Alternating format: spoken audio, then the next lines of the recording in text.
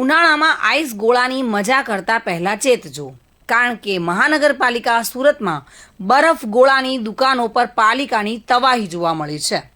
સુરત મહાનગરપાલિકામાં આરોગ્ય વિભાગ દ્વારા ઉનાળામાં જે ફૂટી નીકળેલા ગોળાની દુકાનો છે ત્યાં રેડ કરવામાં આવી છે. આરોગ્યની દ્રષ્ટિએ તે હાનિકારક છે કે કેમ તે અંગે તપાસ કરવા માટે તેના સેમ્પલ લેવામાં આવ્યા છે.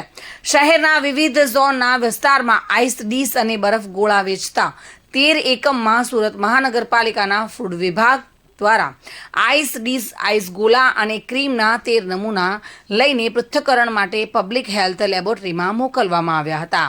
આરોગ્ય વિભાગના અધિકારીએ કહ્યું છે કે રાંદેર ઝોન, અડાજણ, આનંદ મહલ રોડ સ્થિત રજવાડી મલાઈ ગોલા તથા પ્રાઇમ આર્કેડ સ્થિત રાજ આઈસ ડીશમાંથી સેમ્પલ લેવામાં આવ્યા છે.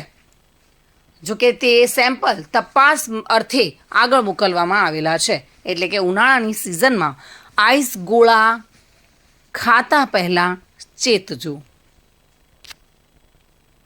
સુનિલ ગાંજાવાલા સાથે bureau report, today Gujarati news.